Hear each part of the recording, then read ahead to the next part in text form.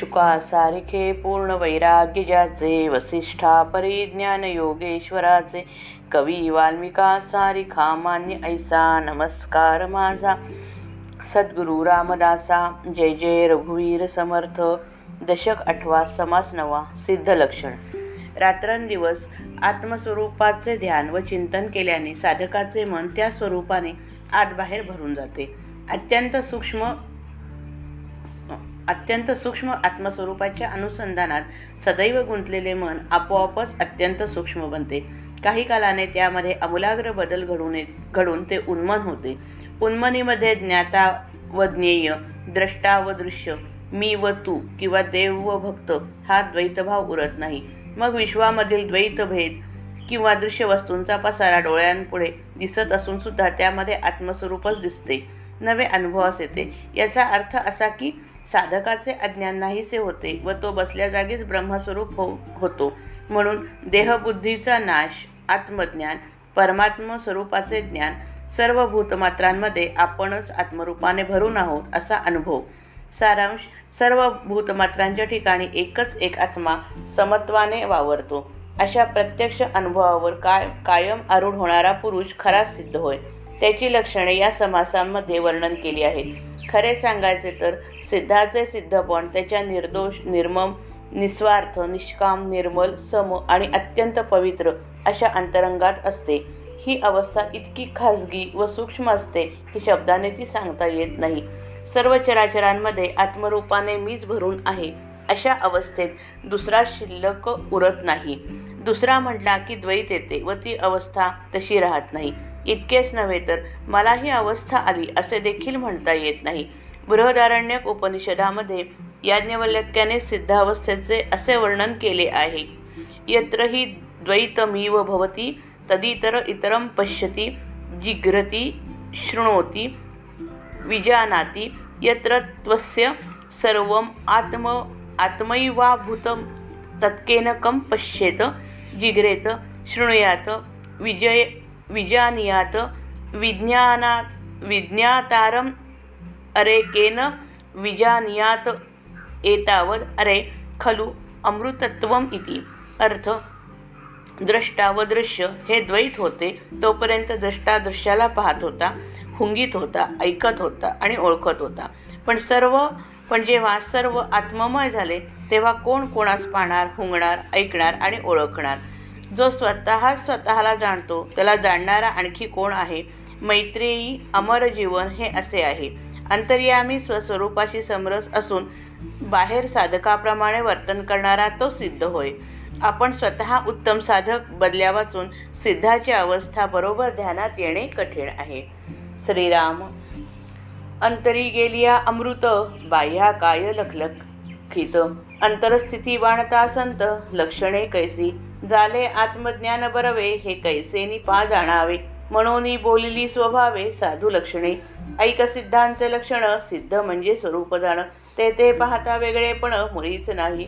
स्वरूप होऊन राहिजे, तया नाव सिद्ध बोलिजे, सिद्ध स्वरूपची साजे सिद्धपण. वेदशास्त्री जे प्रसिद्ध, स्वस्वरूप स्वतः सिद्ध, तयासीच बोलिजे सिद्ध, अन्यथा न घडे. तथापि बोलो काही एक, साधकास कळाया विवेक, सिद्ध लक्षणाचे कौतुक, ते हे ऐसे असे. अंतरस्थित स्वरूप झाली, पुढे काया कैसी वर्तली, जैसी स्वप्नीची नथिली स्वप्न रचना.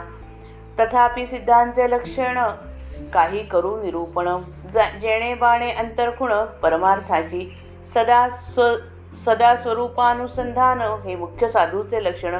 जनी असोन आपण, जना वेगळा, स्वरूपी दृष्टी पडता तुटून गेली संसार चिंता, पुढे लागली ममता निरूपणाची, हे साधकाचे लक्षण. परिसिद्धा अंगी असे जाण, सिद्ध लक्षण साधके विण बोलोच नये.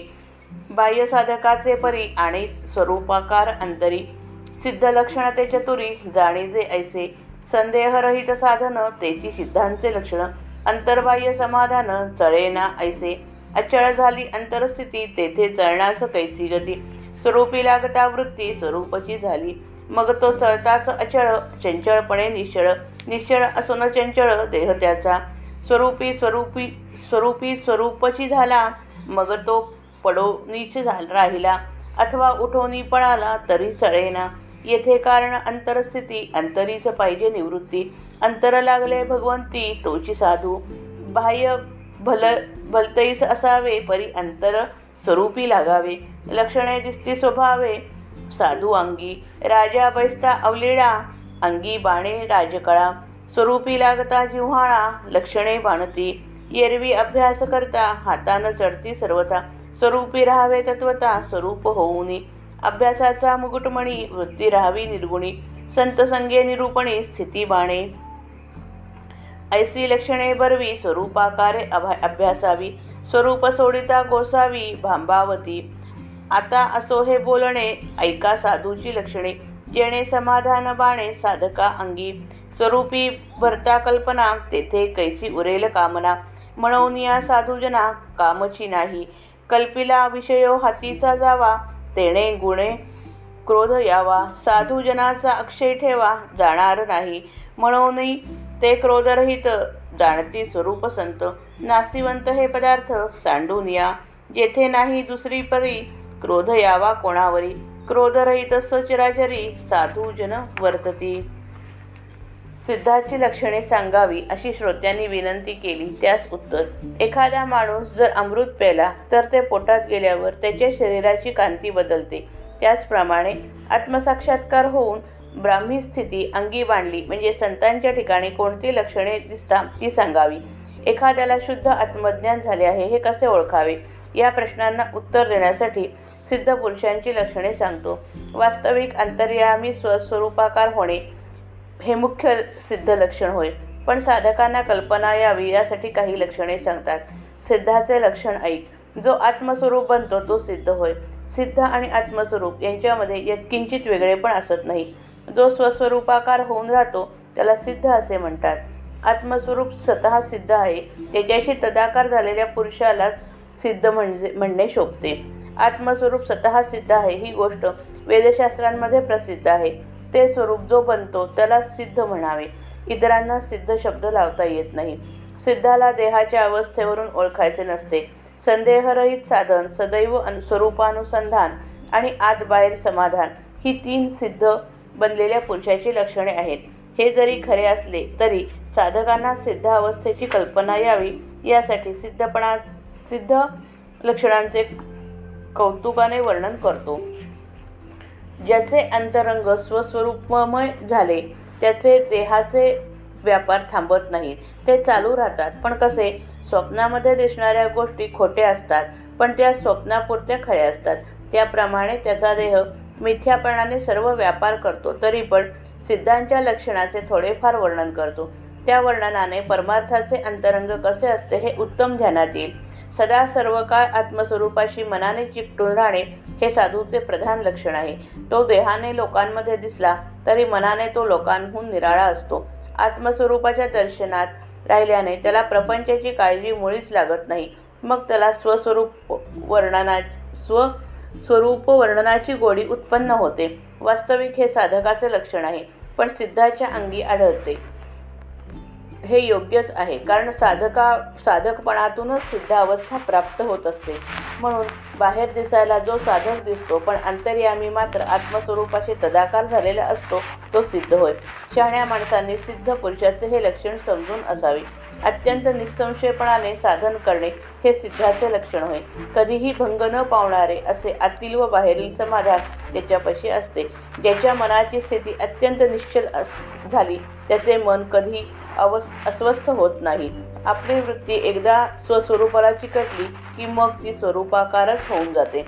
मग तो देहाने हालचाल करीत असला तरी अंतर्यामी स्थिर असतो. चंचल दिसून निश्चल असतो.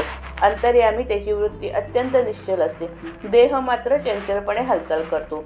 स्वस्वरूपात विलीन होऊन जो स्वरूपाकारच झाला तो देहाने एका ठिकाणी पडून राहिला काय किंवा उठून पळाला काय? देहाच्या दोन्ही अवस्थांमध्ये अंतर्यामी तो अत्यंत स्थिर असतो. सिद्ध अवस्था प्राप्त होण्यास मुख्य कारण आतील अवस्था होय. अंतर्यामी वृत्तीरहित अवस्था असायला पाहिजे. ज्याची वृत्ती भगवंताकडे लागली तोच साधू होय.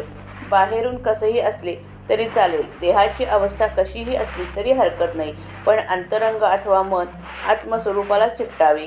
मग त्याच्या अंगी सिद्ध लक्षणे आपोआपच प्रकट होऊ लागतात. एखादा माणूस सहज योगायोगाने राज्यावर आला तर त्यास राजाचे ऐश्वर प्राप्त होते. त्याचप्रमाणे ज्याला स्वस्वरूपाबद्दल आपलेपणा उत्पन्न झाला, ज्याला त्याची अभिरुची निर्माण झाली, त्याच्या अंगी सिद्ध लक्षणे आपोआप बाणतात. एरवी सिद्ध लक्षणांचा कितीही अभ्यास केला तरी ती अंगी येत नाहीत. म्हणून स्वरूपाशी तदाकार व्हावे व स्वरूपच बनून राहावे. आपली वृत्ती निर्गुण स्वरूपाच्या ठिकाणी राहणे ही परमार्थाच्या साधनाची पराकाष्ठा समजावी. वृत्ती त्रिगुणातीत परमात्मा स्वरूपात राहणे ही साधना अभ्यासाची सर्वोत्तम पायरी आहे. संत संगतीमध्ये राहून सतत श्रवण मनन केले असता ही अवस्था येते. स्वस्वरूपाशी तदाकार होण्याचा अभ्यास करीत असता या लक्षणांचा पण अभ्यास करावा. स्वस्वरूपाचा स्पर्श सुटला की मोठ्या योग्यतेचे साधक सुद्धा गोंधळून जातात. यानंतर साधूंच्या लक्षणाचे वर्णन आहे. समग्र लक्षणे पाहिली तर असे आढळेल की पशुपणा आणि माणूसपणा दोन्ही निर्मूल झाल्याने साधूचे मन एका निराळ्या पातळीवरच वावरते. पण कोणीही साधू पशुपणा व माणूसपणा नाहीसे करण्याच्या नादी न लागता तो आपली वृत्ती स्वरूपाकार करण्याचा अहोरात्र अभ्यास करतो. त्या अभ्यासाने बाकीचे आपोआप कळून येते. आता हे बोलणे पुरे झाले. साधूची लक्षणे ऐका. ती ऐकल्याने साधकाच्या अंगी समाधान बांधण्यास मदत होईल. ज्याच्या कल्पनेमध्ये केवळ स्वस्वरूप भरून राहते तेथे कोणतीही इच्छा किंवा कामना उरू शकत नाही. म्हणून साधूला कोणतीही कामना नसते, तो निष्काम असतो. एखादी वस्तू किंवा एखादा भोग मिळावा अशी कल्पना केली आणि ती वस्तू किंवा तो भोग हातचा गेला तर मनुष्याला क्रोध येतो. परंतु स्वस्वरूप हा साधूचा अक्षय ठेवा असतो, तो कधीच हातचा जात नाही. म्हणून साधू अत्यंत क्रोधरहित असतो. सगळे दृश्य नाशवंत पदार्थ बाजूस करून शाश्वत असे स्वरूप साधू जाणतात. त्या स्वरूपाचे साक्षात दर्शन करून घेतात. त्या दर्शनाने आत्मरूप मी सर्व ठिकाणी व्यापून आहे असा त्यांचा अनुभव असतो. अर्थात माझ्याशिवाय जगात दुसरे कोणी नाही या भूमिकेवर साधू राहतात. माझ्यापासून दुसरा कोणी नाही, मग रागवायचे कोणावर असा प्रश्न येतो. म्हणून भूतमात्रांशी वागताना साधू पुरुष अत्यंत क्रोधरहित वर्तन करतात. श्रीराम जय राम, जय जय राम.